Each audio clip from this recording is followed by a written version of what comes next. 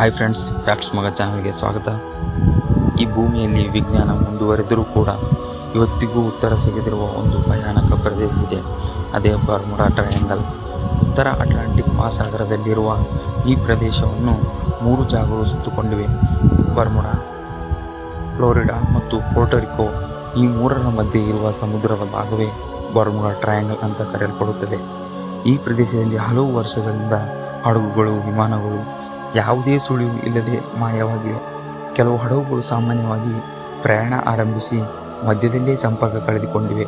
ಕೆಲವು ವಿಮಾನಗಳು ಎಲ್ಲವೂ ಸರಿಯಿದೆ ಅಂತ ಹೇಳಿ ಕೆಲವೇ ನಿಮಿಷಗಳಲ್ಲಿ ರಡಾರ್ನಿಂದ ಕಾಣೆಯಾಗಿದೆ. ಅದ್ಭುತ ಅಂದರೆ ಹಡಗುಗಳ ತುಂಡುಗಳು ಸಿಕ್ಕಿಲ್ಲ, ವಿಮಾನಗಳ ಅವಶೇಷಗಳೂ ಇಲ್ಲ. ಇದಕ್ಕೆ ಕಾರಣ ಏನು? ಕೆಲವು ವಿಜ್ಞಾನಿಗಳು ಹೇಳುವ ಪ್ರಕಾರ ಇಲ್ಲಿ ಮ್ಯಾಗ್ನೆಟಿಕ್ ಫೀಲ್ಡ್ ಸಾಮಾನ್ಯಕ್ಕಿಂತ ವಿಭಿನ್ನವಾಗಿದೆ.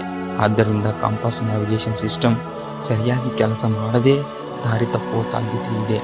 ಇನ್ನೂ ಕೆಲವರು ಹೇಳ್ತಾರೆ, ಇಲ್ಲಿ ಹಠಾತ್ ಆಗಿ ಬರುವ ಭಾರೀ ಸುಳಿವುಗಳು, ಮಹಾಮಳೆ ಮತ್ತು ಶಕ್ತಿಶಾಲಿ ಗಾಳಿಗಳು ಹಡಗುಗಳು ಮುಳುಗಿಸಬಹುದು ಅಂತ.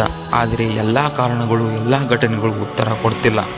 ಅದಕ್ಕೆ ಕೆಲವರು ಇದನ್ನು ವಿಜ್ಞಾನಕ್ಕಿಂತ ಮೀರಿದ ರಹಸ್ಯ ಅಂತ ನಂಬುತ್ತಾರೆ.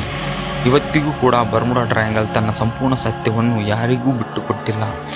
ಇದು ನಿಜವಾದ ಅಪಾಯಕಾರಿ ಪ್ರದೇಶನ ಅಥವಾ ಮಾನವ ಭಯವೇ ಇದನ್ನು ರಹಸ್ಯ ಮಾಡಿದೆಯಾ? ನಿಮ್ಮ ಅಭಿಪ್ರಾಯವನ್ನು ಕಮೆಂಟ್ನಲ್ಲಿ ಹೇಳಿ. ನಮಸ್ತೆ ಫ್ರೆಂಡ್ಸ್, ಮತ್ತೆ ಭೇಟಿ ಆಗ್ತೀರಾ.